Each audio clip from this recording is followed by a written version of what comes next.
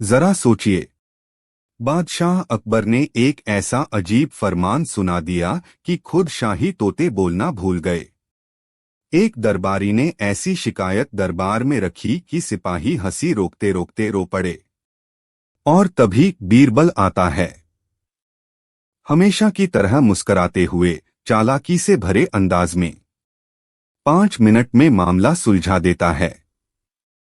लेकिन फिर ऐसी बात कह देता है कि पूरा दरबार सन्न रह जाता है। अब मुझे दरबार में बुलाना मत। क्या हुआ ऐसा कि बीरबल ने खुद दरबार से किनारा कर लिया?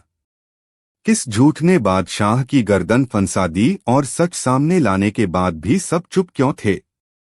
और उस एक चाल में ऐसा क्या था कि पूरी सल्तनत हंसी में लोटपोट हो गई? यह सिर्फ एक और बीरबल की कहानी नहीं। यह वह दिन था जब दरबार के दरवाजे तो खुले थे, लेकिन बीरबल ने अपना मन बंद कर लिया था। तो तैयार हो जाइए, आज हम सुनेंगे वो किस्सा जिसमें दरबार हारा और बीरबल ने कहा, अब मुझे दरबार में बुलाना मत। एक बार की बात है, बादशाह अकबर के दरबार में उस दिन कुछ अलग ही हलचल थी। राजमहल की हवाओं में कोई नया रंग घुला हुआ था। बीरबल हमेशा की तरह समय पर दरबार पहुंचे, लेकिन जैसे ही उन्होंने सिंहासन की ओर देखा, बादशाह कुछ अजीब सा मुस्कुरा रहे थे। बीरबल ने सलाम किया। सलाम जहांपना। अकबर बोले, बीरबल, आज तुम्हें एक अनोखा केस सौंपने वाला हूं। लेकिन पहले ये बताओ, अगर कोई आदमी तुम्हारे सामने अपना पागलपन साबित कर दे तो तुम क्या करोगे? बीरबल मुस्कुराए। जहांपनाह, फिर तो मैं उसे मंत्री बना दूंगा, क्योंकि पागलपन और सत्ता का रिश्ता बड़ा गहरा होता है। दरबार ठहाकों से गूंज उठा। अकबर ने ताली बजाई। तभी दो सिपाही एक अजीबोगरीब आदमी को पकड़कर लाए। वह आदमी सिर पर चमकीली पगड़ी बांधे था, गले में रत्नों की माला और कमर में लकड़ी की तलवार। उसने आते ही ऐलान किया, मैं सलीम खां हूं, असली बादशाह। अकबर ने मेरी जगह छल से गद्दी ली है। दरबार एक बार फिर हंसी से भर गया।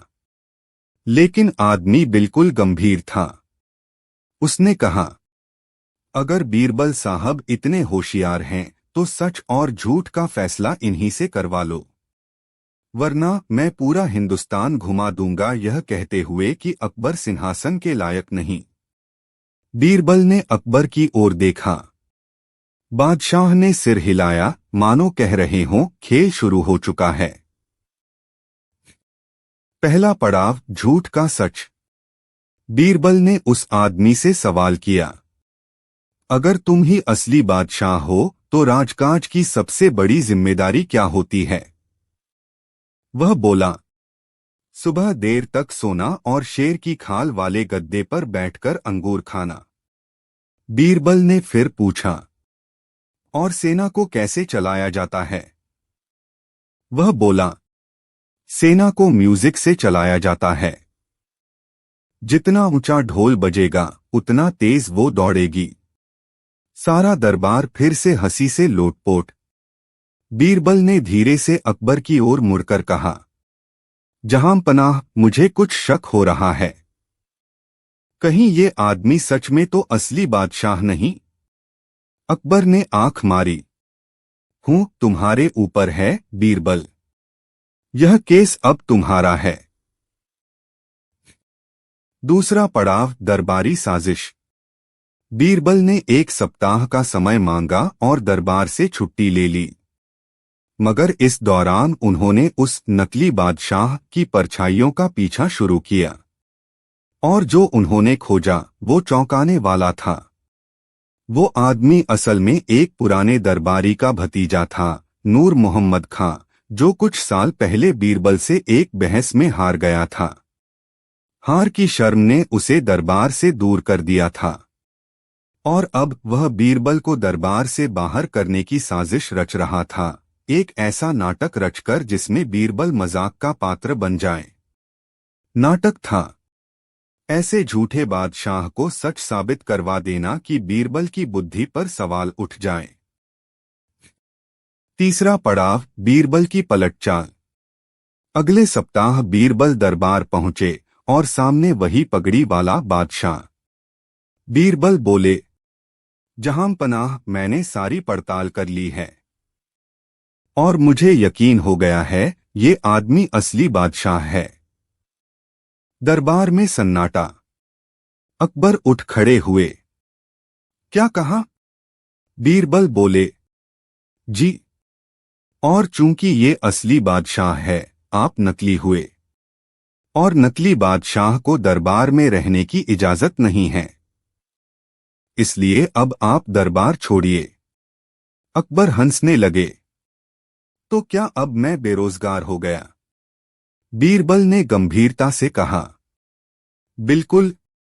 और असली बादशाह साहब उस पगड़ी वाले की ओर मुड़ते हुए, अब आपकी पहली परीक्षा है, दरबार के खजाने का हिसाब दीजिए।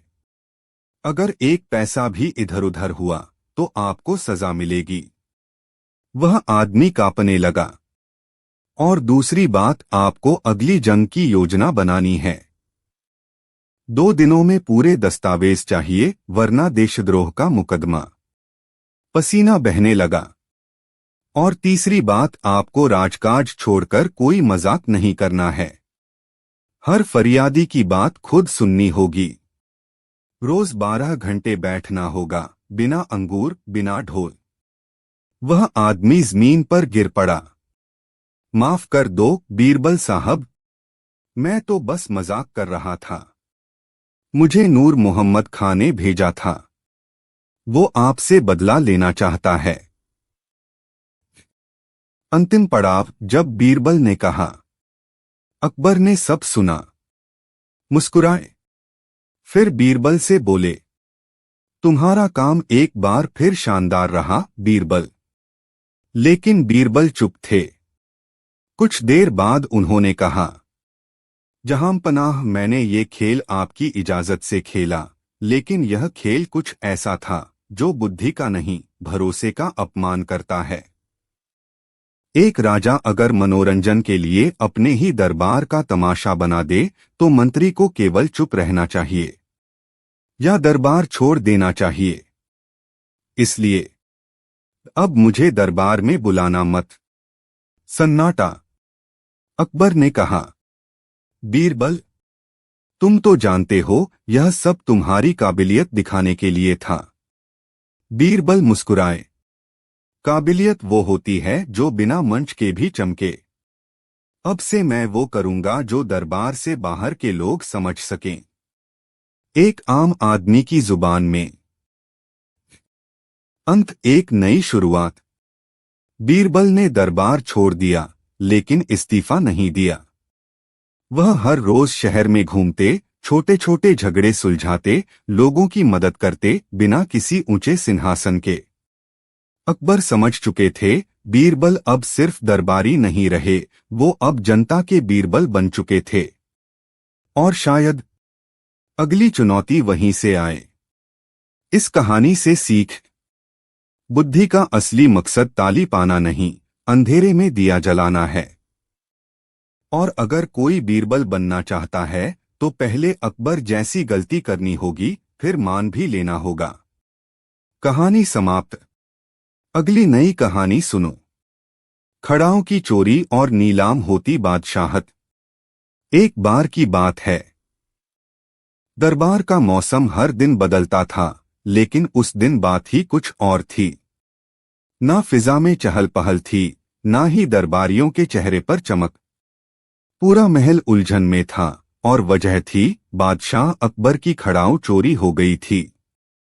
जी हाँ, वो चंदन की खड़ाऊ, जिनकी आवाज से रसोई तक में रोटियां गोल बननी लगती थीं, अचानक गायब थीं। ये खड़ाऊ कोई आम जोड़ी नहीं थी, इनमें मोर के पंखों की नक्काशी थी और उन पर राजसी मोती जड़े हुए थे। हर सुबह जब बादशाह नमाज से लौटते तो इन्हें पहनते और पूरे महल में धीमी धीमी ठक ठक गूंजती। लेकिन उस सुबह सन्नाटा।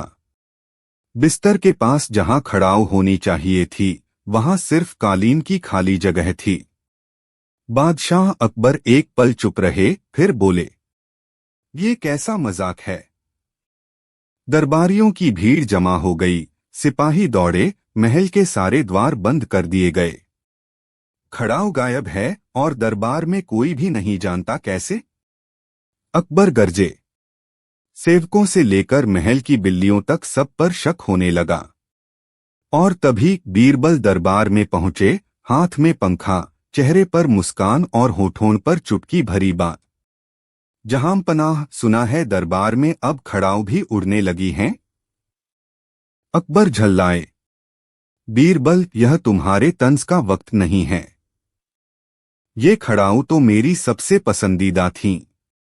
तो फिर उनकी तलाश भी खास अंदाज में होनी चाहिए, बीरबल ने कहा, और आंखों में वही चमक दौड़ गई जो दरबार को पता था कुछ होने वाला है। पहला पड़ाव, सवालों की गठरी। बीरबल ने सेवकों से पूछताछ शुरू की। हर किसी से सिर्फ 3 ही सवाल पूछे। 1. तुम सुबह सबसे पहले क्या कर रहे थे? 2. क्या तुमने कोई आवाज सुनी? 3. क्या तुमने किसी को जल्दी जल्दी चलते देखा? हर कोई वही रटारटाया जवाब दे रहा था। हम सफाई कर रहे थे। कुछ खास आवाज नहीं सुनी। सिर्फ रसोई में हलचल थी। तभी बीरबल की नजर महल के पुराने रसोइये घसीटू पर पड़ी। उसका चेहरा थोड़ा डरा हुआ लग रहा था, पसीना माथे पर था और आंखें इधर उधर भाग रही थीं। बीरबल पास गए और धीरे से बोले, घसीटू, खड़ाऊ की खुशबू तुम्हारी आंखों में तैर रही है। घसीटू घबरा गया। नहीं हुजूर, मैंने तो कुछ नहीं किया। मैंने तो अभी तुम्हें कुछ कहा ही नहीं था। बीरबल मुस्कुराए। दूसरा पड़ाव, नीलामी का ऐलान। बीरबल ने अकबर से कहा, जहांपनाह, चोर को सामने लाने के लिए हमें एक जाल बिछाना होगा। आप एक ऐलान करिए, खड़ाऊ चोरी नहीं हुई, बल्कि दरबार की नीलामी में जानबूझकर रखी गई थीं, और अब उनकी बोली लगेगी। अकबर चौंके। नीलामी? मेरी खड़ाऊ की? सिर्फ कहने को। असली खेल उस ऐलान के बाद शुरू होगा। अगले ही दिन एक फरमान जारी हुआ। खड़ाऊ को सबसे ऊंची बोली लगाने वाले को सौंपा जाएगा। और तब हुआ कुछ ऐसा जिसकी उम्मीद किसी ने नहीं की थी। घसीटू रसोइया बोली लगाने आ गया। और बोली भी क्या, 11 अशर्फिया। अकबर हैरान, बीरबल मुस्कुराए। अब तो साफ हो गया, जहांपनाह, खड़ाऊ को कोई रसोइये से ज्यादा प्यार नहीं कर सकता।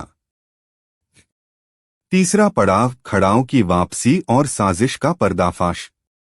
बीरबल ने घसीटू को अलग ले जाकर पूछा, खड़ाऊ तुम्हारे पास ही है ना? घसीटू फूट पड़ा। हुजूर, मैं उन्हें चुराना नहीं चाहता था, बस उन्हें बेचना चाहता था। मेरे बेटे की शादी है और मेरे पास दहेज भरने को कुछ नहीं था। बीरबल गंभीर हो गए। लेकिन तब उन्होंने पूछा, क्या तुमने ये काम अकेले किया? घसीटू ने मुंह नीचा कर कहा, नहीं। मंत्री मोहल्ला खां ने कहा था कि अगर मैं खड़ाऊं उन्हें दूं तो वे खुद बेच देंगे और आधा हिस्सा देंगे। बीरबल अब समझ गए, मामला सिर्फ चोरी का नहीं था। दरबार के भीतर बैठा एक मंत्री अपनी साख बचाने के लिए दरबारी चीजों की कालाबाजारी कर रहा था। अंतिम पड़ाव, फैसला और नया नियम। अगले दिन बीरबल ने दरबार में घसीटू को पेश किया। अकबर गुस्से से भरे थे, लेकिन बीरबल बोले, जहांपनाह, रसोइये की गलती नहीं, उसकी मजबूरी थी। असली दोषी वो है जो दरबार के अंदर बैठकर दरबार को बेचने की सोच रखता है। फिर उन्होंने मोहल्ला खां की पोल खोली, दस्तावेज, गवाह और वो रकम जो उसने सेवकों के जरिए छुपाई थी। अकबर भड़क उठे। मंत्री मोहल्ला खां को तुरंत उसके पद से हटाया जाए और राज्य से निष्कासित किया जाए। घसीटू को क्षमा कर दिया गया और बीरबल की सलाह पर एक नया नियम लागू किया गया। अब कोई भी शाही वस्तु बिना दरबार की स्वीकृति के रसोई, अस्तबल या सफाई विभाग में नहीं जाएगी। अकबर बोले, बीरबल, सिर्फ तुम ही हो जो खड़ाऊ से शुरू होकर बादशाहत तक पहुंच सकते हो। बीरबल मुस्कुराए, जहांपनाह, जब खड़ाऊ राजसी हों तो उनके निशान भी गद्दी तक जाते हैं। कहानी से सीख, जो छोटी चीजें दिखती हैं वहीं से बड़ी चोरी शुरू होती है। दरबार की इज्जत सिर्फ ताज से नहीं, उसकी खड़ाऊ से भी बनती है। अगली नई कहानी, अकबर और वो चित्रकार जो हर राजा को गधा बनाकर चित्रित करता था। मुगल साम्राज्य में एक अजीब सी फुसफुसाहट फैल रही थी, जैसे किसी रहस्य ने खामोशी से लोगों की सोच में जगह बना ली हो। दरबार से लेकर रसोई तक, बाजार से लेकर शाही अस्तबल तक, हर जगह एक ही नाम तैर रहा था, चित्रसेन। वो कोई सामान्य चित्रकार नहीं था। वो एक चुपचाप घूमने वाला, अजीब सोच वाला कलाकार था जिसकी कला की चर्चा होनी भी किसी बहस की तरह लगती थी। लेकिन उसकी पहचान, हर राजा का चित्र गधे की शक्ल में बनाता था। पोशाकें वही, ताज वही, दरबार वही, पर चेहरा सीधा गधा। और मजे की बात, राजाओं को न सिर्फ यह बुरा नहीं लगता था, वे गर्व से चित्र अपने महलों में टंगवाते थे। यह बात धीरे धीरे आग की तरह फैलती रही, जब तक कि एक दिन वो फुसफुसाहट अकबर के कानों तक नहीं पहुंच गई। उसने क्या किया? अकबर सिंहासन पर बैठे थे, एक नाजुक सी चिट्ठी उनके हाथ में थी। एक राजदूत नेपाल से लौटकर आया था और उसी के साथ यह चिट्ठी आई थी, जिसमें उस देश के राजा के शाही चित्र की प्रशंसा थी। लेकिन चित्र के नीचे हस्ताक्षर थे, चित्रसेन। बीरबल वही बैठे थे, आम के छिलकों से भरी प्लेट पर नजरें गड़ाए। अकबर बोले, बीरबल, क्या तुम इस चित्रकार को जानते हो? बीरबल ने बिना सिर उठाए जवाब दिया, उतना नहीं जानता जितना वो हम सबको जानता है, जहांपना। वो गधा बनाकर चित्र बनाता है। यह कौन सी कला है? कभी कभी, जहांपनाह, जब आईना बहुत साफ होता है तो सूरत से ज्यादा सच्चाई दिखाता है। अकबर उठे, तेजी से बोले, उसे बुलाओ। हुक्म है, चित्रसेन को दिल्ली लाया जाए। मैं देखना चाहता हूं वो मेरे बारे में क्या सोचता है। चित्रसेन का आगमन। 3 दिन बाद दरबार में एक पतली, ऊंची कदकाठी वाला आदमी दाखिल हुआ। उसके कंधे पर चमड़े का स्क्रॉल केस था और आंखों में एक ऐसी थकान जैसे वो सैकड़ों चेहरों के नकली रंग उतार चुका हो। अकबर ने उसे देखते ही कहा, तो तुम वही हो जिसने 20 राजाओं को गधा बनाया? चित्रसेन मुस्कराया, कुछ नहीं बोला। तुम जानते हो तुम किसके सामने खड़े हो? हाँ, एक ऐसे व्यक्ति के जो सच को देखने की हिम्मत रखता है। इसलिए तो आया हूं। अकबर थोड़ा पीछे हुए। अगर तुम मेरा चित्र बनाओगे और उसमें भी वही बनाओगे जो दूसरों में बनाते हो, तो क्या यही तुम्हारी कला है? मेरी कला नहीं, मेरी नजर। आप चाहें तो रोक सकते हैं। नहीं, बनाओ, मगर दरबार के सामने बनाओ। और जो बनाओ वही दिखे, कागज पर भी और हकीकत में भी। बीरबल अब मुस्कुरा रहे थे। उन्होंने महसूस किया, कुछ बड़ा होने वाला है। चित्रकारी शुरू होती है। दरबार के बीचों बीच एक मंच सजा। चित्रसेन ने ब्रश निकाला, रंग घोले और फिर 4 फुट चौड़ा कैनवास मढ़वाया गया। बादशाह को एक ऊंचे सिंहासन पर बैठा दिया गया। दरबार में सन्नाटा। 1 घंटा, 2 घंटे, 3 घंटे। कई दरबारी ऊँघने लगे, कुछ बेचैन थे। बीरबल अब भी एक कोने में बैठे आम का बीज घुमा रहे थे। आखिरकार चित्र पूरा हुआ। चित्रसेन ने बिना कुछ कहे कैनवास पलट दिया और पूरे दरबार में एक साथ सांसें थम गईं। चित्र में था एक गधा, लेकिन यह गधा अलग था। उसकी आंखों में बुद्धिमानी थी, चेहरे पर गंभीरता, ललाट पर बिंदी की जगह छोटा सा चांद और कानों पर रत्न जड़े हुए आभूषण। गधा तो था, मगर उसमें कुछ ऐसा था जो किसी इंसान से ज्यादा शाही लग रहा था। अकबर ने चित्र देखा, आंखें छोटी हुईं। फिर उन्होंने पूछा, तुमने मुझे गधा क्यों बनाया?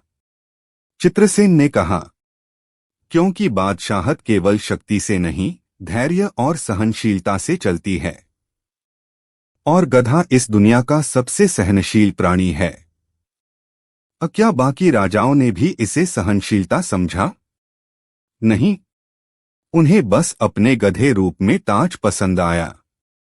अकबर कुछ देर चुप रहे। फिर उन्होंने सबके सामने कहा, चित्र सुंदर है और गहरी बात कहता है। मैं इसे अपने महल में लगवाऊंगा। दरबार में खुसर पुसर शुरू हो गई। दरबारी चाल और बीरबल की बिसात। लेकिन अकबर के एक खास दरबारी ख्वाजा तकी को यह सब नागवार गुजरा। वह बोला, जहां पनाह, ये आपकी बेइज्जती है। इसे सजा मिलनी चाहिए। चित्रसेन चुप। बीरबल आगे आए। जहां पनाह, अगर आपकी इज्जत एक चित्र से कम हो सकती है तो वह कभी थी ही नहीं। और अगर ये चित्र आपके राज को मजबूत कर सकता है तो फिर यह अपमान नहीं, सबसे बड़ा सम्मान है। अकबर मुस्कुराए। और अगर गधे जैसी सहनशीलता हर राजा में आ जाए तो शायद प्रजा कम रोए। ख्वाजा तकी चुप हो गया। अंत और सीख। चित्रसेन को शाही पुरस्कार मिला। बीरबल ने उससे एक सवाल किया, अगर तुम्हें किसी ऐसे आदमी का चित्र बनाना हो जो बाहर से इंसान लगे मगर अंदर से गधा हो तो कैसे बनाओगे? चित्रसेन मुस्कराया। वो आसान नहीं होता बीरबल जी, क्योंकि ऐसे लोग हर आईने को तोड़ देते हैं। सीख। सत्ता तब नहीं डरती जब गुस्सा आए, सत्ता तब डरती है जब कोई बिना डरे सच दिखा दे। अगली नई कहानी। बीरबल और खामोश शहजादा जो कभी कुछ नहीं बोलता था। एक बार की बात है। बादशाह अकबर के दरबार में एक दिन बड़ी विचित्र चर्चा चल रही थी। चर्चा थी उस शहजादे की जो सालों से चुप था। न रोता, न हंसता, न बोलता, एकदम मौन। वह पड़ोसी राज्य के महाराज रत्नसेन का पुत्र था और बचपन से ही उसकी चुप्पी ने राजवैद्यों, तांत्रिकों और विद्वानों को उलझा रखा था। कई सालों से हर किसी ने उसे बोलवाने की कोशिश की थी, लेकिन सब नाकाम रहे। महाराज रत्नसेन, जो कभी अकबर के साथ युद्धभूमि में मित्र बन चुके थे, अब मदद की उम्मीद में आगरा आए थे। उन्होंने दरबार में विनम्र निवेदन किया, जहां पनाह, मेरे पुत्र ने कभी एक शब्द नहीं कहा। मैंने योगी बुलवाए, वैद्य बुलवाए, भूत झाड़ने वाले तक बुलवा लिए, लेकिन यह अब भी कुछ नहीं बोलता। सुना है बीरबल हर नामुमकिन को मुमकिन कर देता है। क्या उसे इस खामोशी से निकाल सकते हैं? अकबर ने गंभीरता से बीरबल की ओर देखा। बीरबल, क्या तुम इस अजीब शहजादे से कुछ कहलवा सकते हो? बीरबल मुस्कराया, जहां पनाह, यह कोई साधारण काम नहीं है, पर कोशिश जरूर करूंगा। लेकिन पहले मुझे उस शहजादे को करीब से देखने दीजिए। पहला दिन, मौन की परीक्षा। बीरबल शहजादे के पास गया। लड़का राजसी वस्त्रों में सजा था, उम्र कोई 12 साल, चेहरा शांत, लेकिन आंखों में एक अजीब सी जिज्ञासा थी। बीरबल ने उससे कई बार अलग अलग सवाल पूछे। क्या तुम्हें खाना पसंद है? तुम्हारा पसंदीदा रंग कौन सा है? क्या तुम गाना सुनते हो? लेकिन शहजादा एकदम शांत। उसके चेहरे पर कोई प्रतिक्रिया नहीं। बस एक नजर बीरबल पर टिकाए रखी। बीरबल मुस्कराया, ठीक है, अब मेरी बारी है। मैं कुछ अलग करूंगा। दूसरा दिन नाटक की शुरुआत। बीरबल ने एक रंगमंच सजवाया और शहजादे को दर्शक बनाया। एक मजेदार नाटक खेला गया जिसमें एक राजा गलती से अपनी दाढ़ी पर हल्दी लगाकर दरबार में पहुंच गया और दरबारी उसकी खिल्ली उड़ाते हैं। पूरा दरबार ठहाकों से गूंज उठा, लेकिन शहजादे के चेहरे पर कोई भी हंसी नहीं आई। बीरबल निराश नहीं हुआ। उसने तीसरे दिन एक और योजना बनाई। तीसरा दिन उल्टी दुनिया। इस बार बीरबल ने शहजादे को एक अजीब गांव में ले जाने की योजना बनाई, एक बनावटी गांव जिसे बीरबल ने खास तैयार किया था। यहाँ सब कुछ उल्टा था। औरतें मर्दों के दाढ़ी बनवा रही थीं, बकरियां इंसानों को घास खिला रही थीं, और छोटे बच्चे बूढ़ों को कहानियां सुना रहे थे। शहजादे ने सब कुछ देखा, थोड़ी देर आंखें चौड़ी हुईं, लेकिन फिर भी एक शब्द नहीं निकाला। अब दरबार में कानाफूसी शुरू हो गई थी, लगता है बीरबल भी हार जाएगा। चौथा दिन बीरबल की चुनौती। अगले दिन बीरबल ने शहजादे से कहा, अब मैं तुमसे एक खेल खेलूंगा। अगर तुम हंसे या बोले, मैं जीतूंगा। अगर नहीं तो तुम विजेता। लेकिन ध्यान रहे, जो हारेगा उसे अपने सिर के सारे बाल कटवाने होंगे। दरबार ठहाकों से गूंज गया। अकबर तक मुस्करा दिए। शहजादे ने हल्का सिर हिलाया, पहली बार किसी चीज पर प्रतिक्रिया। बीरबल बोला तो तय रहा, और वह सामने आया, सिर पर नकली बकरी की टोपी पहनकर, और शुरू किया अजीब अजीब चेहरे बनाना, ऊटपटांग हरकतें करना, यहाँ तक कि खुद को मुर्गा बनाकर घूमने लगा। सब हंस हंस कर बेहाल, लेकिन शहजादा फिर भी चुप। पांचवां दिन बीरबल की हार और चाल। अकबर ने कहा, बीरबल, अब लगता है तुम्हें हार मान लेनी चाहिए। बीरबल मुस्कराया, जहां पनाह, अभी एक दांव और बाकी है। लेकिन इसके लिए दरबार को छोड़ मुझे राजमहल के पिछले बगीचे में जाना होगा, बस मैं और शहजादा। सभी को आश्चर्य हुआ, पर इजाजत मिल गई। बीरबल शहजादे को लेकर गया। वहां उसने एक अजीब दृश्य रचवाया। एक आदमी एक ऊंट के नीचे दबा हुआ था और चिल्ला रहा था, बचाओ, ये ऊंट मेरे सिर पर बैठ गया है। लेकिन मजेदार बात ये थी कि ऊंट लकड़ी का था और आदमी जानबूझकर हाय कर रहा था। ये देखकर शहजादे की आंखें पहले बड़ी हुईं, फिर उसके होंठ हिले।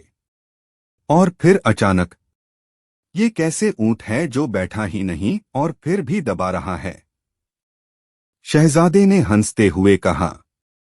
बीरबल ने मुस्कराते हुए सिर झुकाया, शुक्रिया शहजादे साहब, आपने बोल दिया।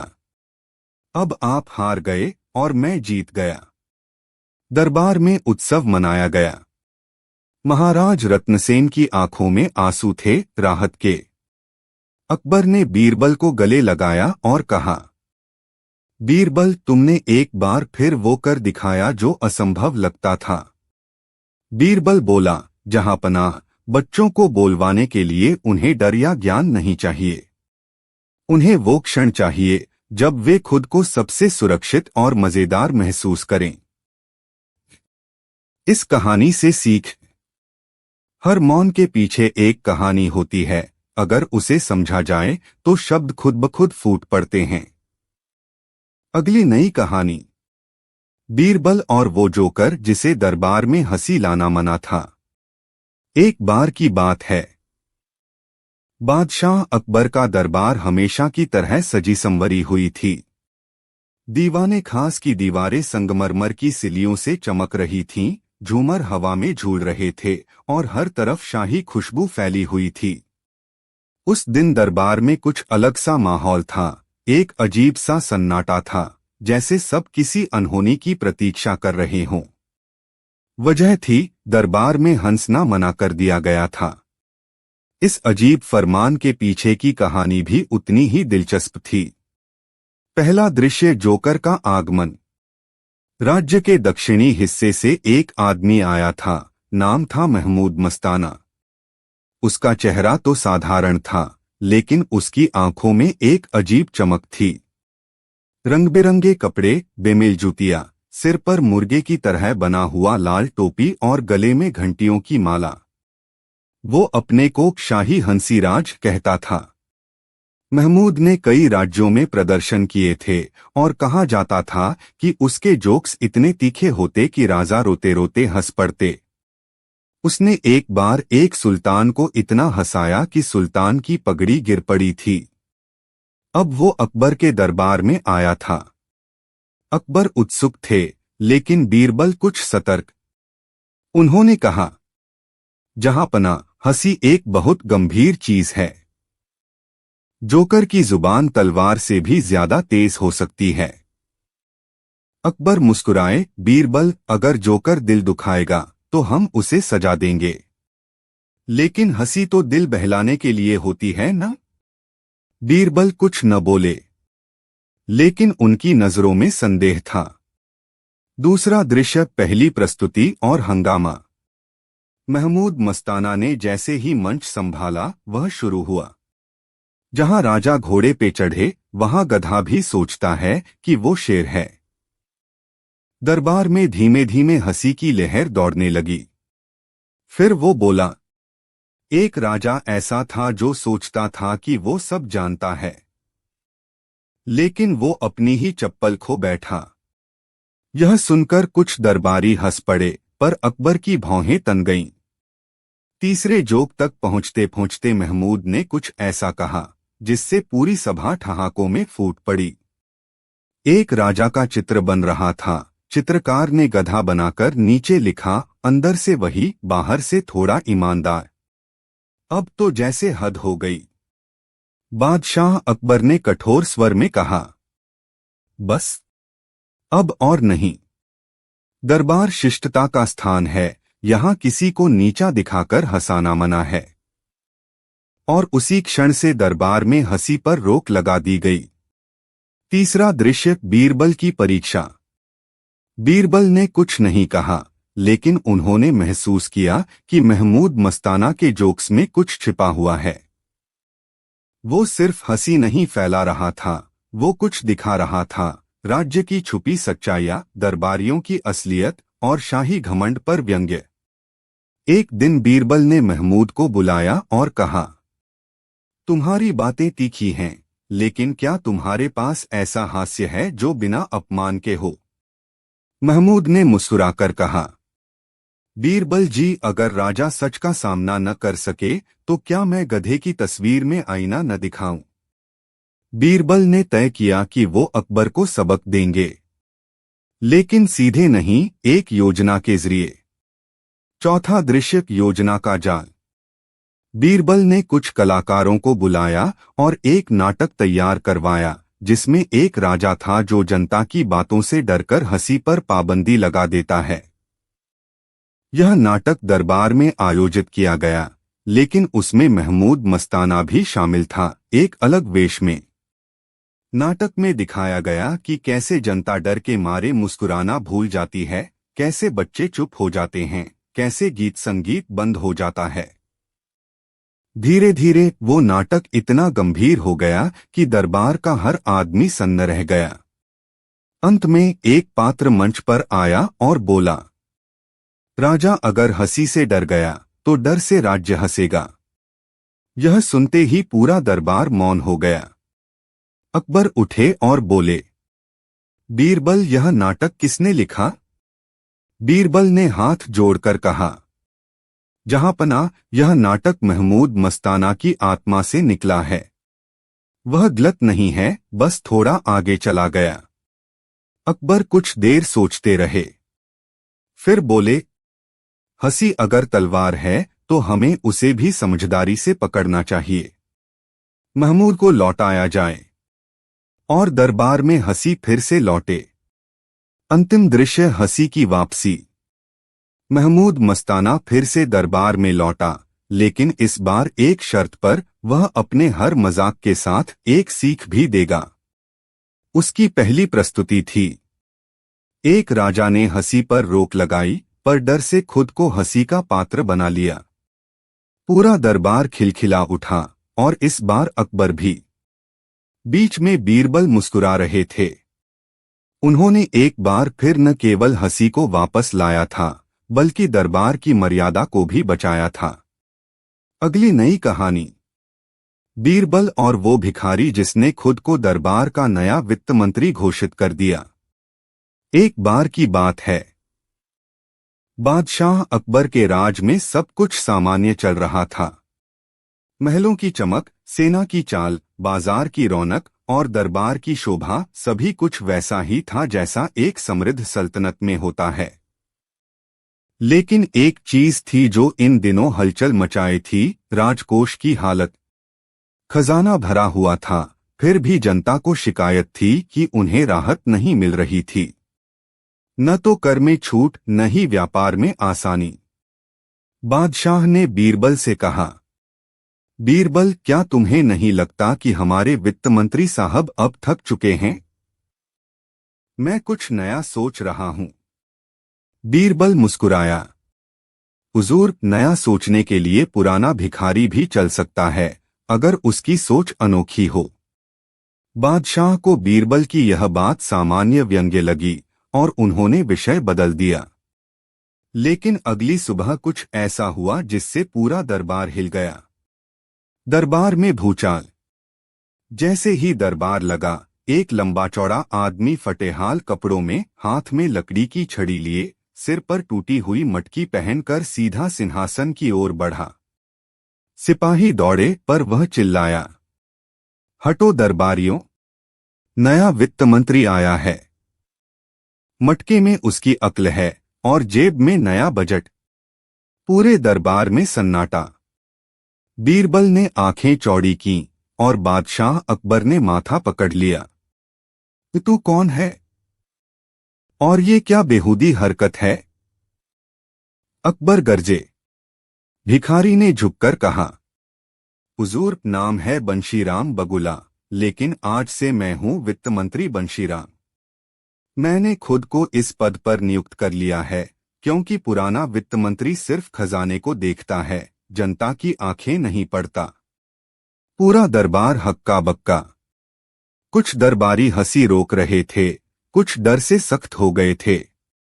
लेकिन बीरबल की आंखों में चमक आ गई थी। अजीब तर्क और विचित्र प्रस्ताव।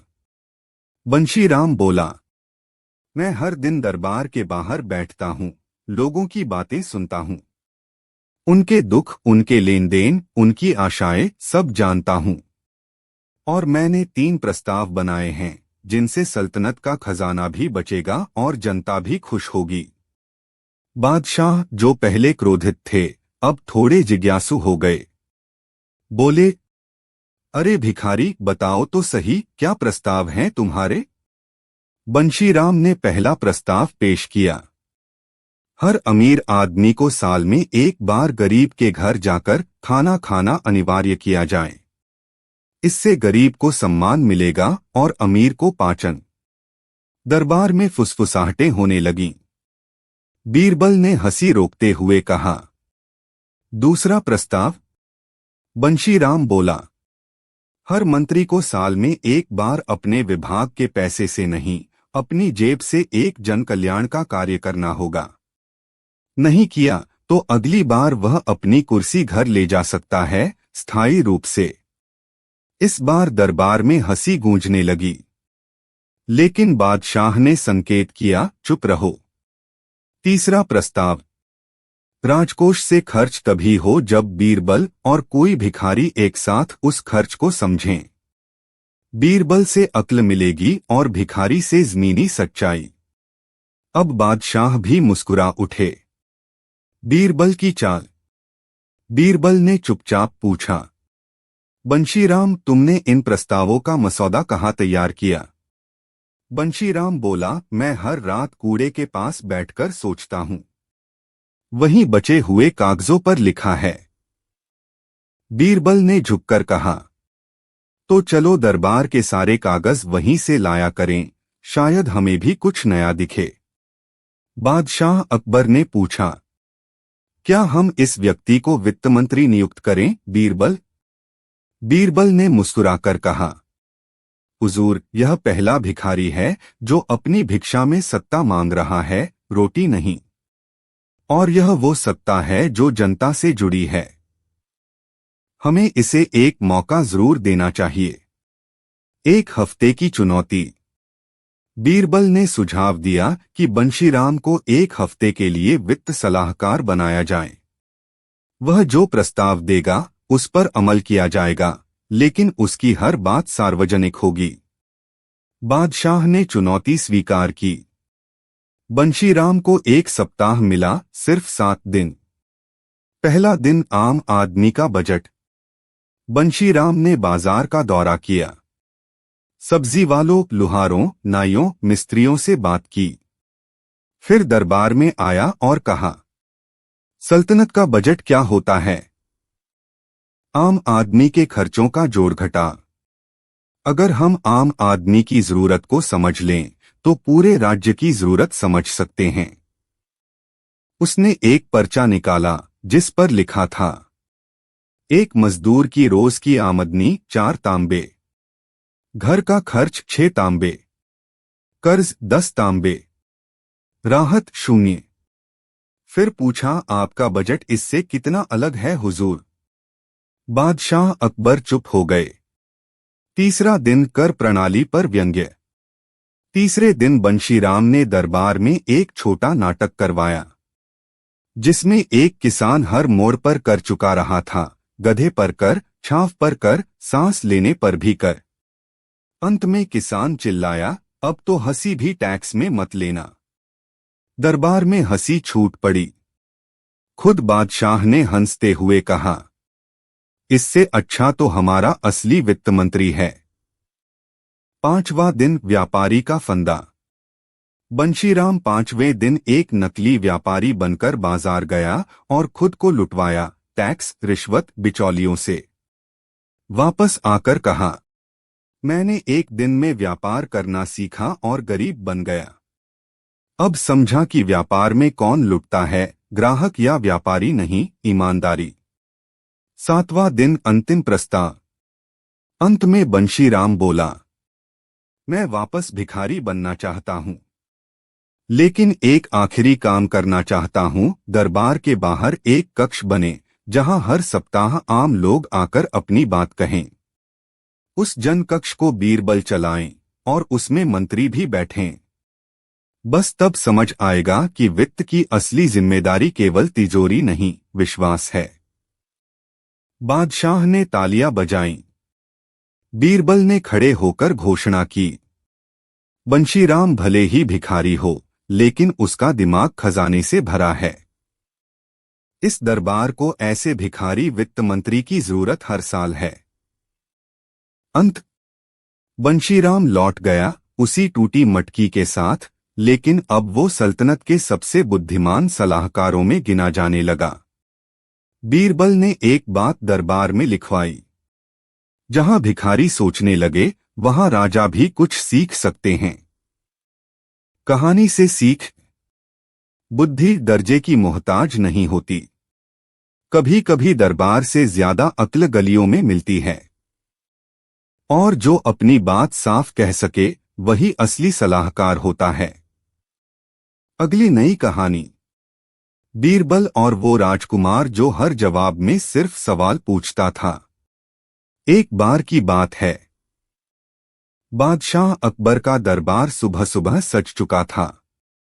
दीवाने खास की लाल दीवारें सुनहरे पर्दों से ढकी थीं और झरोखों से आती हल्की रोशनी पूरे महल को जैसे चमका रही थी। दरबारियों की पंक्तियां लग चुकी थीं और बीरबल हमेशा की तरह बादशाह के दाएं हाथ पर खड़े थे, ध्यान से हर गतिविधि पर नजर रखते हुए। पर आज दरबार में एक अजीब सी हलचल थी। शहनाई नहीं बज रही थी, कोई ढोलक नहीं, कोई आहट भी नहीं। कारण, दरबार में आज एक विशेष मेहमान आने वाला था, विदेश से आए एक छोटे से राज्य का राजकुमार। वो अपने पिता के आदेश पर अकबर के राज्य में ज्ञान की परीक्षा देने आया था। और इस परीक्षा के लिए उसने एक अनोखी शर्त रखी थी। मैं हर प्रश्न का उत्तर एक प्रश्न से ही दूंगा। जो मुझे उत्तर से हराएगा वही विजयी कहलाएगा। बादशाह अकबर को यह चुनौती दिलचस्प लगी। उन्हें नए नए लोगों से मिलने में मजा आता था, विशेषकर जब सामने वाला खुद को बुद्धिमान समझे। उन्होंने बीरबल की तरफ देखा और मुस्कराए, जैसे बिना बोले कह रहे हों, देखते हैं इस बार क्या करोगे। राजकुमार की एंट्री। राजकुमार का नाम था राजकुमार चित्रसेन। उसके पहनावे से साफ लग रहा था कि वह शाही लहजे में पलाबढ़ा था। सिर पर नीली मखमली पगड़ी, कमर में तलवार और चेहरे पर एक अजीब आत्मविश्वास, मानो दुनिया का हर सवाल उसके लिए खेल हो। जैसे ही वह दरबार में पहुंचा, सबकी निगाहें उसी पर टिक गईं। मगर चित्रसेन ने न तो झुककर सलाम किया, न ही शाही औपचारिकताओं का पालन। वह सीधा जाकर दरबार के बीच खड़ा हो गया और बोला, क्या आप सब तैयार हैं हार मानने के लिए? दरबारियों में खुसर पुसर शुरू हो गई। कुछ को यह उद्दंडता लगी, कुछ को अहंकार। लेकिन बीरबल मुस्कराए, उन्हें पता था आज का दिन दिलचस्प होने वाला है। पहला मुकाबला। अकबर ने बीरबल की ओर देखा। अकबर, बीरबल, शुरू करो। देखते हैं कौन ज्यादा चतुर है। बीरबल धीरे धीरे आगे बढ़े और बोले, बीरबल, राजकुमार चित्रसेन, तुम्हारा स्वागत है। क्या तुम सच में हर उत्तर को सवाल में बदल सकते हो? चित्रसेन, अगर नहीं कर पाऊं तो क्या तुम मेरे सवालों का जवाब दे लोगे? दरबार में हल्की सी हंसी गूंज गई, मगर बीरबल शांत रहे।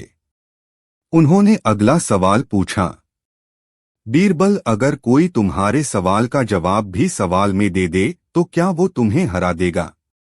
चित्रसेन, क्या कोई ऐसा है जो मेरे जैसे सवाल कर सके? अब बीरबल मुस्कराए। खेल जम चुका था।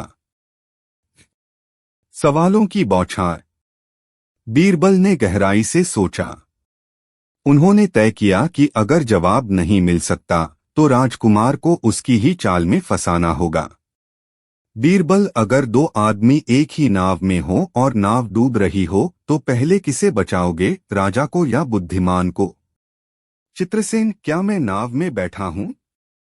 बीरबल, अगर तुम नहीं हो तो ये तय करने का हक तुम्हें कैसे है? चित्रसेन, क्या तुम तय करने का हक मुझे नहीं दे सकते? बीरबल, क्या किसी को हक देने का हक भी राजा से लेना पड़ेगा? चित्रसेन थोड़ा चौंका। पहली बार लगा कि बीरबल उसकी गति से तेज हैं। गड़बड़ की शुरुआत। बीरबल अब एक जाल बुन चुके थे। हर सवाल में वो तर्क और व्यंग्य छुपा रहे थे। चित्रसेन जवाब देने की बजाय सवाल करता, पर अब उसका हर सवाल उलझता जा रहा था। बीरबल, अगर हर जवाब एक सवाल है तो क्या सवालों के भी जवाब होते हैं?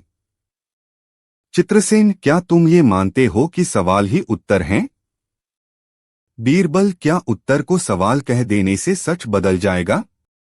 चित्रसेन, क्या तुम सच और झूठ में फर्क कर पाओगे? बीरबल, क्या फर्क दिखाना तुम्हारा काम नहीं? चित्रसेन की भौहें सिकुड़ गईं। उसे समझ में आ गया था कि बीरबल के सवालों में अब वही खो रहा है। खेल का पलटा। दरबार में अब सब चुप थे। बीरबल और चित्रसेन की इस द्वंद्व की गूंज हर कोने में फैल चुकी थी। बीरबल, अगर मैं कहूं कि तुम्हारे सभी सवाल बिना अर्थ के हैं तो क्या तुम मान लोगे? चित्रसेन, अगर मैं मान लूं तो क्या मैं हार जाऊंगा? बीरबल, क्या जीतना और हारना सिर्फ मानने की बात है? चित्रसेन, क्या तुम ये साबित कर सकते हो? बीरबल, क्या तुम ये पूछ सकते हो कि सवाल कब जवाब बन जाता है? चित्रसेन चुप। पहली बार उसकी जुबान रुकी। उसने एक गहरी सांस ली और मुस्कराया। हार का स्वीकृति। चित्रसेन, क्या तुम हमेशा ऐसे ही उत्तर देते हो? बीरबल, क्या तुम्हें लगता है कि जवाब देने के लिए हमेशा सवाल जरूरी हैं? चित्रसेन अब मुस्कराते हुए बोला, अगर मैं अब सवाल करना बंद कर दूं, तो क्या ये मान लिया जाए कि मैं हार गया? बीरबल झुककर बोले, बिल्कुल। और इसी विनम्रता में तुम्हारी असली जीत है। दरबार की गूंज। अकबर ने ताली बजाई। पूरा दरबार तालियों से गूंज उठा। बीरबल ने न सिर्फ एक बुद्धिमान राजकुमार को उसकी ही चाल में हराया, बल्कि इस खेल में कोई अपमान भी नहीं किया। राजकुमार ने आगे बढ़कर बीरबल को गले लगाया और बोला, आपसे बहुत कुछ सीखने को मिला। आज पहली बार लगा कि कभी कभी जवाब न देना सबसे बड़ा जवाब होता है।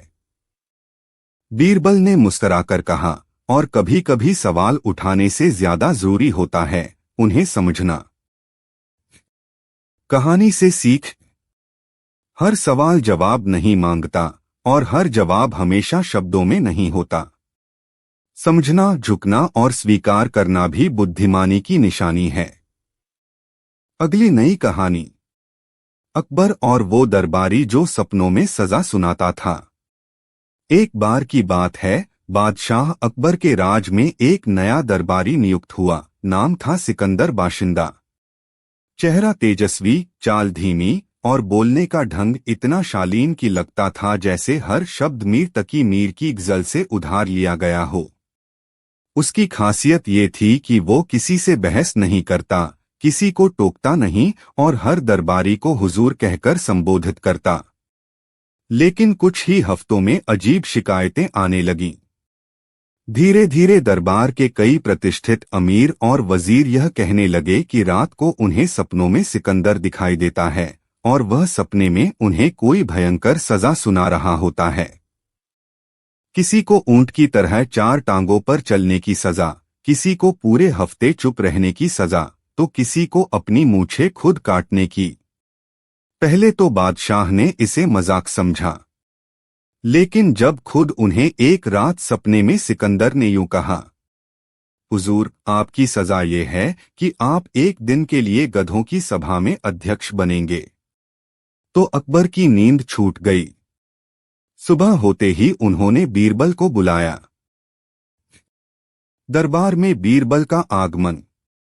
अकबर ने बीरबल को पूरी बात बताई। बीरबल ने मुस्कराते हुए पूछा, हुजूर, क्या सपने में सिकंदर के पीछे कोई चांदनी दिख रही थी?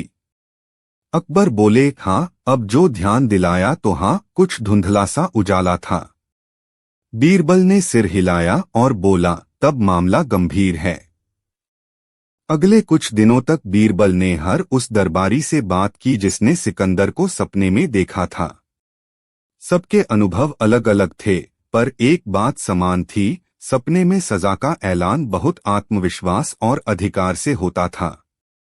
बीरबल ने धीरे से पूछा, क्या आप में से किसी ने सिकंदर से असल जीवन में कोई बहस की थी? सभी ने नामे सिर हिलाया। क्या उसने कभी किसी को गुस्से में देखा? एक बूढ़े मंत्री ने धीरे से कहा, जी, एक बार मैंने मजाक में कहा था कि बाशिंदा तो बस नाम है, असल में तो तुम खामोश बाशिंदा हो। उस दिन वो मुस्कराया नहीं था। बीरबल के माथे पर शिकन आई। बीरबल की योजना। बीरबल को समझ आ गया कि मामला सामान्य नहीं है। उन्होंने एक योजना बनाई। उन्होंने एक रात विशेष इत्र जलवाया जो नींद को कम करता है, और सिकंदर को एक विशेष कक्ष में सुलाया गया। कक्ष में दीवारों के पीछे कुछ विशिष्ट दरबारियों को छिपा दिया गया ताकि वो हर शब्द सुन सकें। रात को जैसे ही सिकंदर गहरी नींद में गया, वो कुछ बड़बड़ाने लगा। खान साहब को बकरी बना दो, वजीर को उल्टा लटकाओ, बादशाह को गधों का सरदार। दरबारी सन्न रह गए। बीरबल ने अगली सुबह दरबार में सबको बुलाया और कहा, हुजूर, यह कोई सामान्य सपना नहीं, यह आत्मा प्रक्षेपण है। सिकंदर जानबूझकर लोगों के अवचेतन मन में प्रवेश करता है। उसे रोकना होगा। बीरबल का तर्कपूर्ण हमला। सिकंदर को दरबार में बुलाया गया। बीरबल ने कहा, तुम रातों को दरबारियों को सपने में सजा क्यों सुनाते हो? सिकंदर बोला, हुजूर, मैं तो सो जाता हूं, मुझे कुछ पता नहीं। बीरबल ने पूछा, तो क्या तुम्हारे सपने किसी नाटक के मंच की तरह होते हैं, जिसमें पात्र वही होते हैं जो दिन में तुम्हें परेशान करते हैं? सिकंदर चुप। बीरबल ने आगे कहा, तुम्हारे कमरे में हमने सब रिकॉर्ड किया। तुम हर रात सबका नाम लेकर आदेश देते हो। अब सिकंदर घबरा गया। मालिक, माफ कीजिए। मैंने ये योग विद्या सीखी थी जिससे मैं दूसरों के अवचेतन में घुस सकता हूं, लेकिन मेरा मकसद सिर्फ मजा लेना था। अकबर का फैसला। अकबर ने कहा, तुम्हारी योग विद्या अद्भुत है, पर इसका प्रयोग अगर दरबारियों को डराने में होगा तो दरबार भय का स्थान बन जाएगा। इसलिए तुम्हें अब सपनों में नहीं, जागती आंखों से सजा दी जाएगी। बीरबल ने सुझाव दिया, हुजूर, एक बेहतर सजा ये होगी कि सिकंदर को हर दिन दिन में 4 घंटे तक जगाकर रखा जाए और उसे सपना देखने से वंचित किया जाए। यही उसकी असली सजा होगी। अकबर ने मुस्कराकर कहा, बीरबल, तुमने आज फिर दिखा दिया कि इंसान को सपनों से नहीं, उनके प्रयोग से परखा जाता है। सीख है, किसी भी कला या शक्ति का मूल्य उसकी दिशा से तय होता है। जब शक्ति का प्रयोग डराने के लिए हो तो वह वरदान नहीं, अभिशाप बन जाती है। अगली नई कहानी। बीरबल और वो नाई जिसने हर राजा का राज बालों में छिपा रखा था। एक बार की बात है, अकबर के राज में एक ऐसा नाई था जो देखने में तो आम आदमी लगता था, पर उसकी किस्मत और चालाकी दोनों ही असामान्य थीं। उसका नाम था शर्फू। वह कई राज्यों के राजाओं के बाल काट चुका था, लेकिन उसकी सबसे विचित्र आदत ये थी, वह हर राजा का एक बड़ा गहरा राज अपने पास रखता और कभी किसी को नहीं बताता। कहने को वह चुप रहता था, पर दरबार में चर्चा थी कि वो सब कुछ जानता है, कौन राजा दरबार में क्या बोलता है, क्या छिपाता है और असल में क्या सोचता है। अकबर बादशाह को जब उसके हुनर के बारे में मालूम हुआ तो उन्होंने उसे दरबार का मुख्य नाई नियुक्त कर दिया। लेकिन तभी से अजीब घटनाएं शुरू हो गईं। हर बार जब अकबर के बाल कटते तो शर्फू कुछ न कुछ अनकहे शब्दों में मुस्कुरा देता, जैसे उसके मन में कुछ ऐसा हो जो वो बोल नहीं सकता। बादशाह को पहले लगा कि शायद ये उसकी आदत है, लेकिन धीरे धीरे उन्हें महसूस होने लगा कि ये आदमी कुछ जरूर छिपा रहा है। दरबार में बीरबल को बुलाकर उन्होंने कहा, बीरबल, वो शर्फू कुछ जरूर जानता है मेरे बारे में, पर कहता नहीं।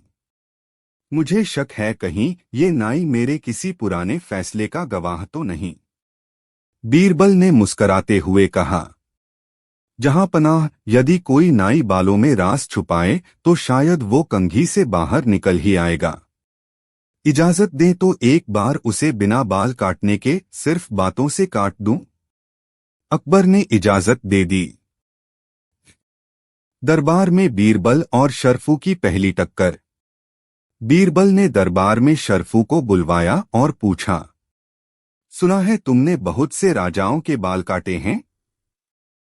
शर्फू ने सिर झुकाया, हुजूर, मेरा काम तो सिर्फ बाल काटना है, बाकी सब तो हवा में उड़ते अफसाने हैं। बीरबल ने कहा, अगर मैं कहूं कि एक राजा के सिर पर ऐसे बाल थे जो हर पूर्णिमा को नीले हो जाते थे, तो क्या तुमने ऐसा कोई राजा देखा है? शर्फू ने चौंककर बीरबल की ओर देखा, फिर बोला, हुजूर, कुछ बातें बालों में छुपी रहती हैं, उन्हें उजागर करना ठीक नहीं। अब बीरबल को यकीन हो गया कि ये आदमी सिर्फ नाई नहीं, कुछ और भी है। बीरबल की चालाक योजना। बीरबल ने अगले दिन एक योजना बनाई। उन्होंने राजकुमारी से मिलकर एक खास रंग से बालों में रंग लगाने वाला तेल बनवाया, जो कुछ ही घंटों में झूठ बोलने वाले व्यक्ति के बालों को हल्के नीले रंग में बदल देता था। बीरबल ने आदेश दिया कि शर्फू को विशेष सम्मान देने के लिए आज वो अकबर के नहीं बल्कि खुद बीरबल के बाल काटे।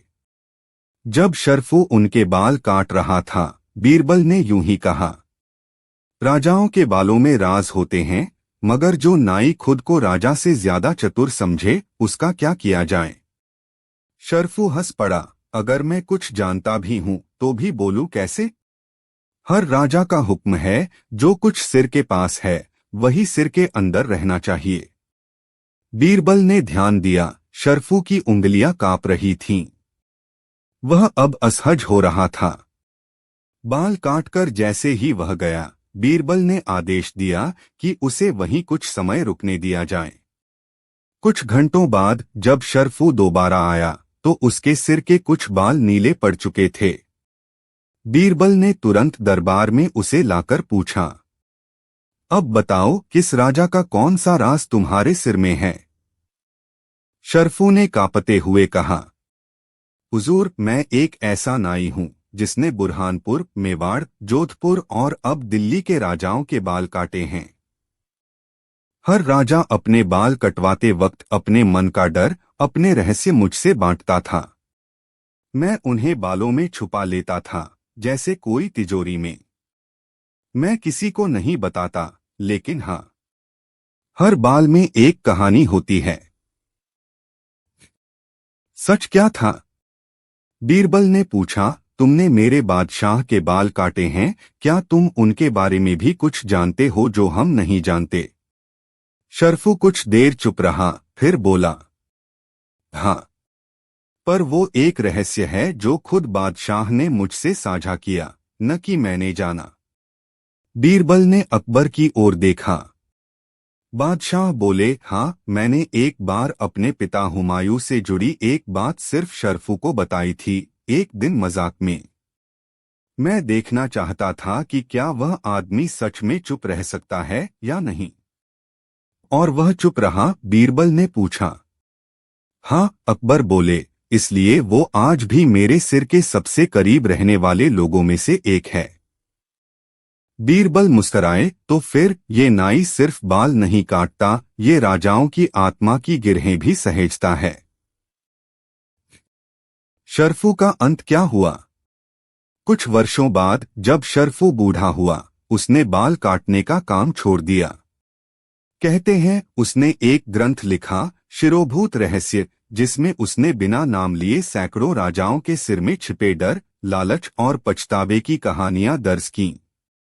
मगर वह ग्रंथ आज भी कहीं नहीं मिला। और दरबार में बीरबल ने एक घोषणा की, राजा वो नहीं जो ताज पहनता है, राजा वो है जो राज छिपा सकता है, और कभी कभी नाई भी। अगली नई कहानी, अकबर और वो जासूस जो हर सुराग भूल जाया करता था। एक बार की बात है, बादशाह अकबर के दिल्ली दरबार में सुरक्षा की व्यवस्था बहुत सख्त थी। राज्य के हर कोने में बादशाह की नजर थी और हर अफसर चौकस। लेकिन तब भी अजीब घटनाएं घटने लगीं। राजमहल की दीवारों पर कोई रहस्यमय चिन्ह बनाए जाने लगे थे और किसी को पता नहीं चलता था कि कौन बना रहा है। इस गुत्थी को सुलझाने के लिए बादशाह ने अपने गुप्तचरों में सबसे मशहूर नाम चुना, अजहर। अजहर, जो अपनी चालाकी और याददाश्त के लिए मशहूर था, को बुलाया गया। बादशाह ने कहा, अजहर, तुम्हें इस रहस्य का पर्दाफाश करना है। और ध्यान रहे, तुम्हारी प्रतिष्ठा अब दांव पर है। अजहर मुस्कराया और बोला, जहां याददाश्त की जरूरत हो वहां मैं कभी नहीं हारता। लेकिन समस्या यहीं से शुरू हुई।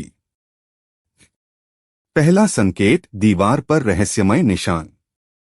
अगले ही दिन अजहर दरबार की दीवार के पास पहुंचा। वहां एक काले कोयले से बने त्रिकोण का निशान था, उसके ऊपर एक लकीर और बगल में आधा चंद्रमा।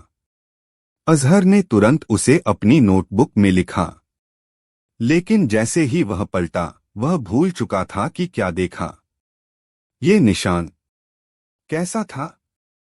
उसने इधर उधर देखा पर दीवार पर अब कुछ भी नहीं था। दरबारी हंसने लगे। वह फिर से अपनी नोटबुक में झांका तो वहां सिर्फ एक खाली पन्ना था। बीरबल की एंट्री। जब यह घटना अकबर ने सुनी तो उन्होंने बीरबल को बुलाया। क्या तुम्हें लगता है बीरबल कि यह जासूस जानबूझकर भूलता है या कोई चाल चल रही है? बीरबल मुस्कराया। जहां याददाश्त बार बार धोखा दे वहां कुछ तो जरूर छुपा है। मुझे अजहर को परखने की इजाजत दें। बीरबल का पहला जाल। बीरबल ने अजहर को बुलाकर कहा, आज रात तुम महल के पश्चिमी कक्ष में पहरा दो। वहां कुछ होने वाला है। अजहर तैयार हुआ। उसे वहां एक परछाई दिखी जो धीरे धीरे दीवार के पास गई और वही निशान फिर से बना दिया। अजहर भागकर बीरबल के पास पहुंचा। मिल गया। मैंने देखा। देखा? उफ! क्या देखा था? क्या तुमने लिखा नहीं? बीरबल ने पूछा। लिखा था शायद, लेकिन अजहर की जेब में अब कोई नोटबुक नहीं थी। दूसरा रहस्य, राजमहल में सपनों की गूंज। बीच रात के समय अजहर को एक सपना आया। कोई रहस्यमय आवाज उसे सुराग बता रही थी। जहां चंद्रमा आधा हो वहीं उत्तर छुपा है। सुबह वह बीरबल से बोला, मुझे रात सपना आया और उसमें कोई संकेत था। बीरबल मुस्कराया।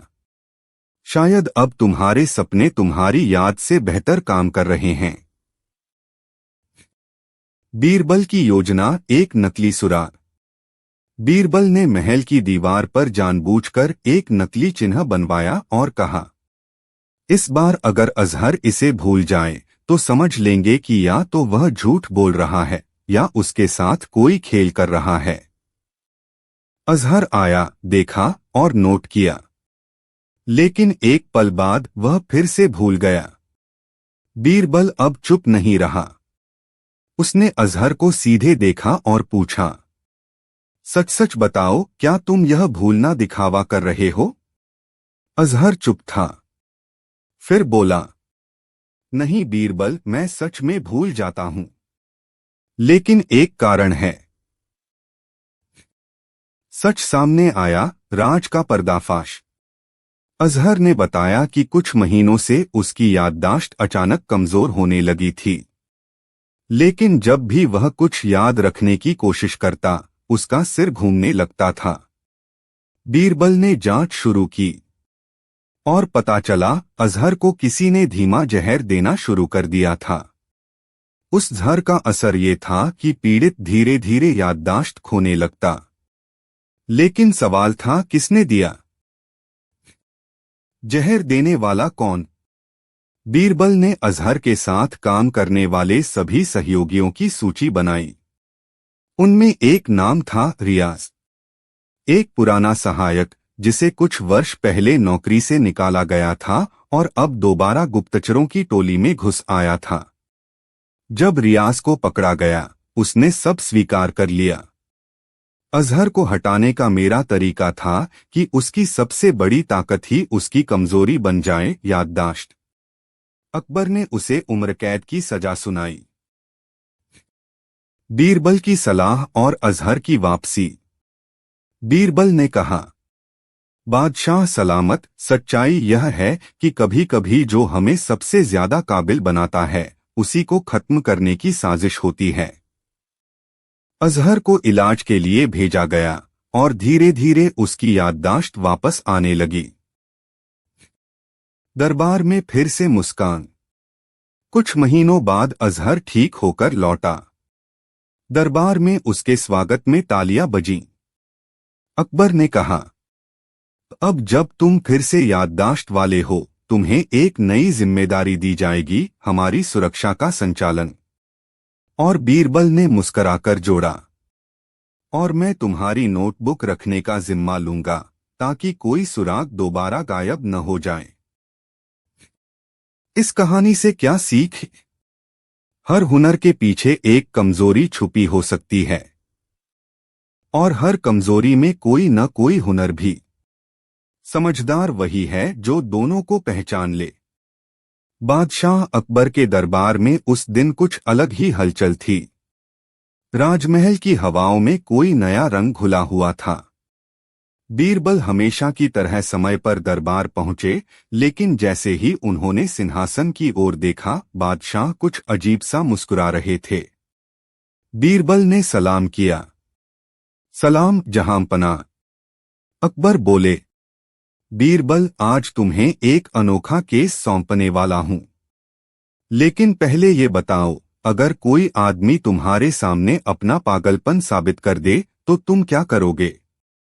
बीरबल मुस्कुराए। जहांपनाह, फिर तो मैं उसे मंत्री बना दूंगा, क्योंकि पागलपन और सत्ता का रिश्ता बड़ा गहरा होता है। दरबार ठहाकों से गूंज उठा। अकबर ने ताली बजाई। तभी दो सिपाही एक अजीबोगरीब आदमी को पकड़कर लाए। वह आदमी सिर पर चमकीली पगड़ी बांधे था, गले में रत्नों की माला और कमर में लकड़ी की तलवार। उसने आते ही ऐलान किया, मैं सलीम खां हूं, असली बादशाह। अकबर ने मेरी जगह छल से गद्दी ली है। दरबार एक बार फिर हंसी से भर गया। लेकिन आदमी बिल्कुल गंभीर था। उसने कहा, अगर बीरबल साहब इतने होशियार हैं तो सच और झूठ का फैसला इन्हीं से करवा लो, वरना मैं पूरा हिंदुस्तान घुमा दूंगा, यह कहते हुए कि अकबर सिंहासन के लायक नहीं। बीरबल ने अकबर की ओर देखा। बादशाह ने सिर हिलाया, मानो कह रहे हों, खेल शुरू हो चुका है। पहला पड़ाव, झूठ का सच। बीरबल ने उस आदमी से सवाल किया, अगर तुम ही असली बादशाह हो तो राजकाज की सबसे बड़ी जिम्मेदारी क्या होती है? वह बोला, सुबह देर तक सोना और शेर की खाल वाले गद्दे पर बैठकर अंगूर खाना। बीरबल ने फिर पूछा, और सेना को कैसे चलाया जाता है? वह बोला, सेना को म्यूजिक से चलाया जाता है। जितना ऊंचा ढोल बजेगा उतना तेज वो दौड़ेगी। सारा दरबार फिर से हंसी से लोटपोट। बीरबल ने धीरे से अकबर की ओर मुड़कर कहा, जहांपनाह, मुझे कुछ शक हो रहा है। कहीं ये आदमी सच में तो असली बादशाह नहीं? अकबर ने आंख मारी। हूं, तुम्हारे ऊपर है बीरबल। यह केस अब तुम्हारा है। दूसरा पड़ाव, दरबारी साजिश। बीरबल ने एक सप्ताह का समय मांगा और दरबार से छुट्टी ले ली। मगर इस दौरान उन्होंने उस नकली बादशाह की परछाइयों का पीछा शुरू किया। और जो उन्होंने खोजा वो चौंकाने वाला था। वो आदमी असल में एक पुराने दरबारी का भतीजा था, नूर मोहम्मद खां, जो कुछ साल पहले बीरबल से एक बहस में हार गया था। हार की शर्म ने उसे दरबार से दूर कर दिया था और अब वह बीरबल को दरबार से बाहर करने की साजिश रच रहा था, एक ऐसा नाटक रचकर जिसमें बीरबल मजाक का पात्र बन जाए। नाटक था ऐसे झूठे बादशाह को सच साबित करवा देना कि बीरबल की बुद्धि पर सवाल उठ जाए। तीसरा पड़ाव, बीरबल की पलटचाल। अगले सप्ताह बीरबल दरबार पहुंचे और सामने वही पगड़ी वाला बादशाह। बीरबल बोले, जहांपनाह, मैंने सारी पड़ताल कर ली है और मुझे यकीन हो गया है ये आदमी असली बादशाह है। दरबार में सन्नाटा। अकबर उठ खड़े हुए। क्या कहा? बीरबल बोले, जी, और चूंकि ये असली बादशाह है, आप नकली हुए और नकली बादशाह को दरबार में रहने की इजाजत नहीं है, इसलिए अब आप दरबार छोड़िए। अकबर हंसने लगे। तो क्या अब मैं बेरोजगार हो गया? बीरबल ने गंभीरता से कहा, बिल्कुल। और असली बादशाह साहब उस पगड़ी वाले की ओर मुड़ते हुए, अब आपकी पहली परीक्षा है, दरबार के खजाने का हिसाब दीजिए। अगर एक पैसा भी इधर उधर हुआ तो आपको सजा मिलेगी। वह आदमी कांपने लगा। और दूसरी बात, आपको अगली जंग की योजना बनानी है। 2 दिनों में पूरे दस्तावेज चाहिए, वरना देशद्रोह का मुकदमा।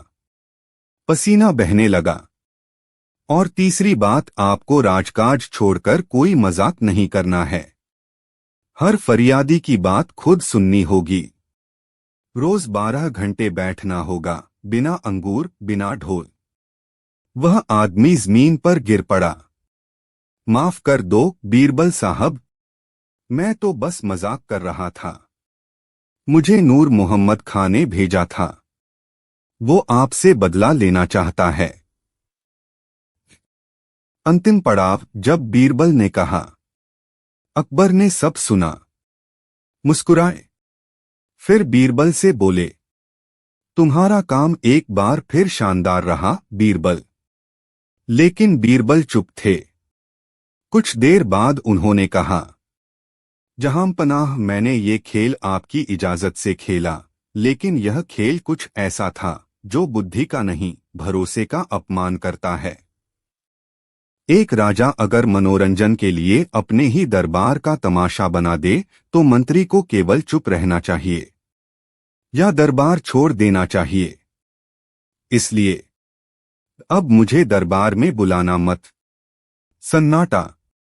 अकबर ने कहा, बीरबल, तुम तो जानते हो यह सब तुम्हारी काबिलियत दिखाने के लिए था।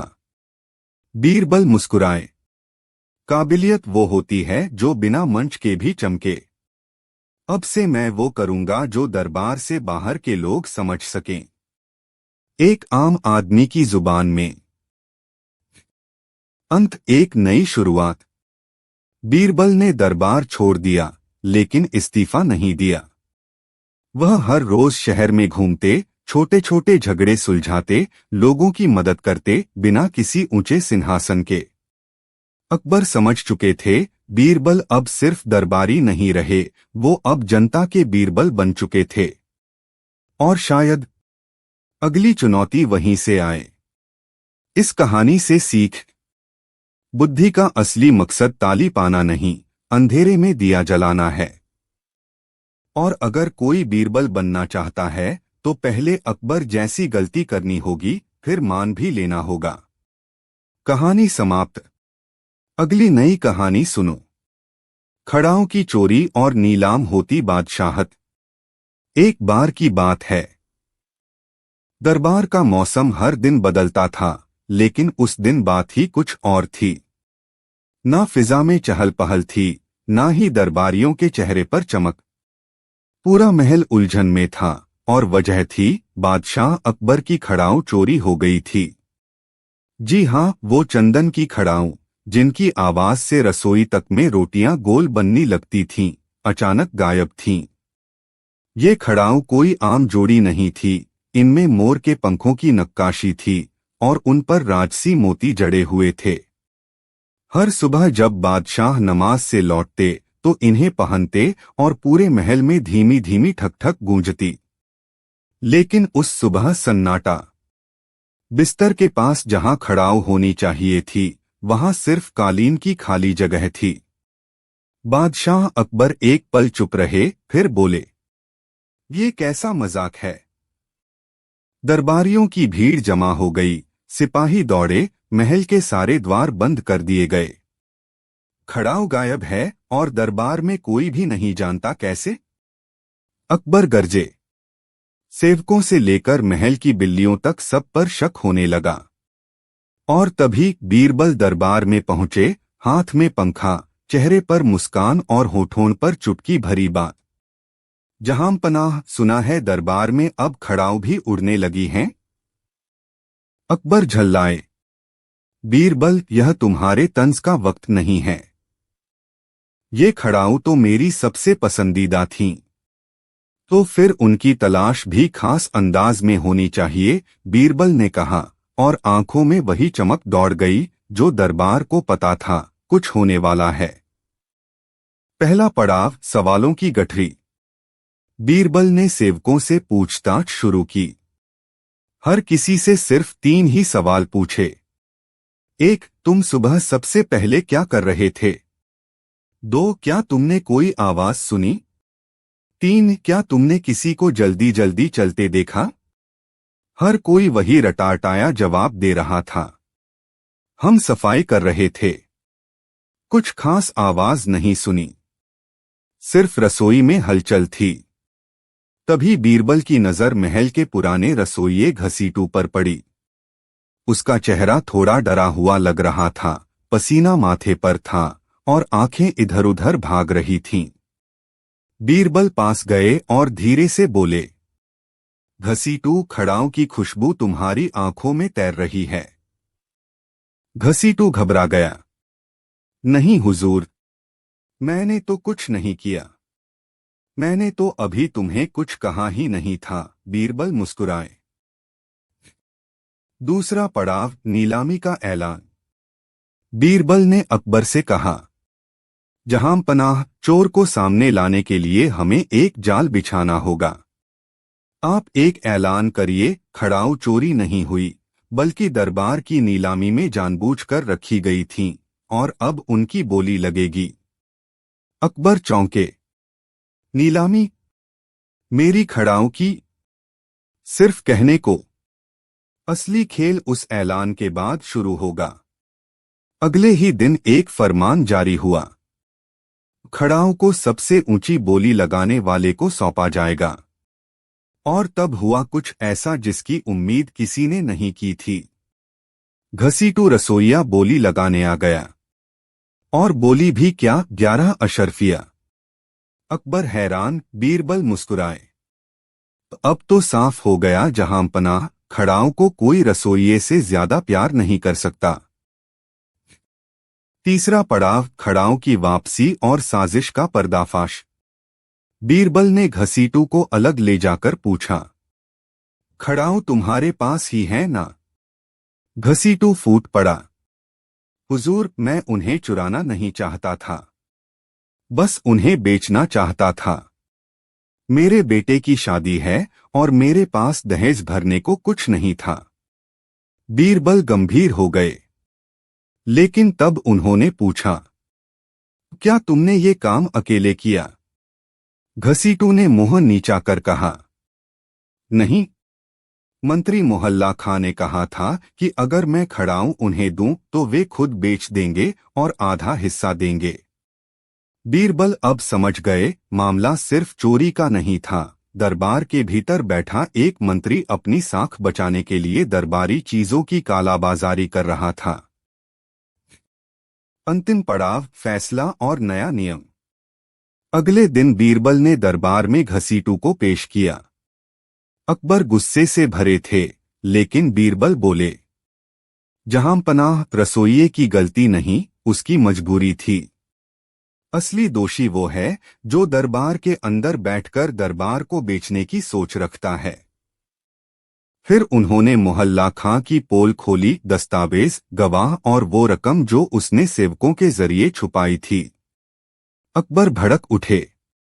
मंत्री मोहल्ला खां को तुरंत उसके पद से हटाया जाए और राज्य से निष्कासित किया जाए। घसीटू को क्षमा कर दिया गया और बीरबल की सलाह पर एक नया नियम लागू किया गया। अब कोई भी शाही वस्तु बिना दरबार की स्वीकृति के रसोई, अस्तबल या सफाई विभाग में नहीं जाएगी। अकबर बोले, बीरबल, सिर्फ तुम ही हो जो खड़ाऊ से शुरू होकर बादशाहत तक पहुंच सकते हो। बीरबल मुस्कुराए। जहांपनाह, जब खड़ाऊ राजसी हों तो उनके निशान भी गद्दी तक जाते हैं। कहानी से सीख। जो छोटी चीजें दिखती हैं, वहीं से बड़ी चोरी शुरू होती है। दरबार की इज्जत सिर्फ ताज से नहीं, उसकी खड़ाऊ से भी बनती है। अगली नई कहानी। अकबर और वो चित्रकार जो हर राजा को गधा बनाकर चित्रित करता था। मुगल साम्राज्य में एक अजीब सी फुसफुसाहट फैल रही थी, जैसे किसी रहस्य ने खामोशी से लोगों की सोच में जगह बना ली हो। दरबार से लेकर रसोई तक बाजार से लेकर शाही अस्तबल तक हर जगह एक ही नाम तैर रहा था, चित्रसेन। वो कोई सामान्य चित्रकार नहीं था। वो एक चुपचाप घूमने वाला, अजीब सोच वाला कलाकार था जिसकी कला की चर्चा होनी भी किसी बहस की तरह लगती थी।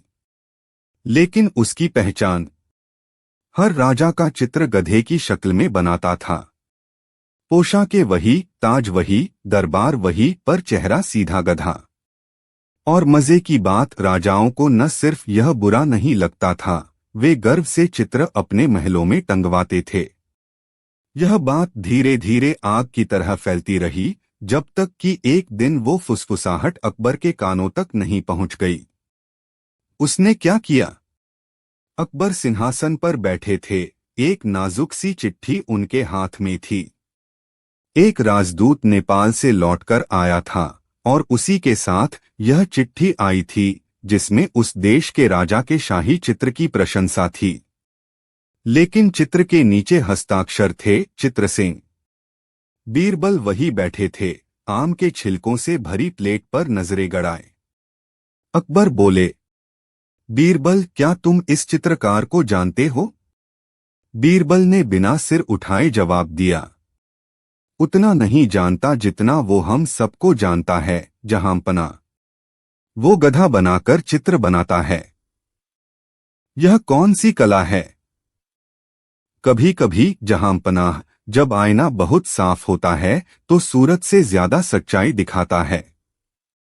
अकबर उठे, तेजी से बोले, उसे बुलाओ। हुक्म है, चित्रसेन को दिल्ली लाया जाए। मैं देखना चाहता हूं वो मेरे बारे में क्या सोचता है। चित्रसेन का आगमन। 3 दिन बाद दरबार में एक पतली, ऊंची कदकाठी वाला आदमी दाखिल हुआ। उसके कंधे पर चमड़े का स्क्रॉल केस था और आंखों में एक ऐसी थकान जैसे वो सैकड़ों चेहरों के नकली रंग उतार चुका हो। अकबर ने उसे देखते ही कहा, तो तुम वही हो जिसने 20 राजाओं को गधा बनाया? चित्रसेन मुस्कराया, कुछ नहीं बोला। तुम जानते हो तुम किसके सामने खड़े हो? हाँ, एक ऐसे व्यक्ति के जो सच को देखने की हिम्मत रखता है। इसलिए तो आया हूं। अकबर थोड़ा पीछे हुए। अगर तुम मेरा चित्र बनाओगे और उसमें भी वही बनाओगे जो दूसरों में बनाते हो, तो क्या यही तुम्हारी कला है? मेरी कला नहीं, मेरी नजर। आप चाहें तो रोक सकते हैं। नहीं, बनाओ, मगर दरबार के सामने बनाओ। और जो बनाओ वही दिखे, कागज पर भी और हकीकत में भी। बीरबल अब मुस्कुरा रहे थे। उन्होंने महसूस किया, कुछ बड़ा होने वाला है। चित्रकारी शुरू होती है। दरबार के बीचों बीच एक मंच सजा। चित्रसेन ने ब्रश निकाला, रंग घोले और फिर 4 फुट चौड़ा कैनवास मढ़वाया गया। बादशाह को एक ऊंचे सिंहासन पर बैठा दिया गया। दरबार में सन्नाटा। 1 घंटा, 2 घंटे, 3 घंटे। कई दरबारी ऊँघने लगे, कुछ बेचैन थे। बीरबल अब भी एक कोने में बैठे आम का बीज घुमा रहे थे। आखिरकार चित्र पूरा हुआ। चित्रसेन ने बिना कुछ कहे कैनवास पलट दिया और पूरे दरबार में एक साथ सांसें थम गईं। चित्र में था एक गधा, लेकिन यह गधा अलग था। उसकी आंखों में बुद्धिमानी थी, चेहरे पर गंभीरता, ललाट पर बिंदी की जगह छोटा सा चांद और कानों पर रत्न जड़े हुए आभूषण। गधा तो था, मगर उसमें कुछ ऐसा था जो किसी इंसान से ज्यादा शाही लग रहा था। अकबर ने चित्र देखा, आंखें छोटी हुईं। फिर उन्होंने पूछा, तुमने मुझे गधा क्यों बनाया?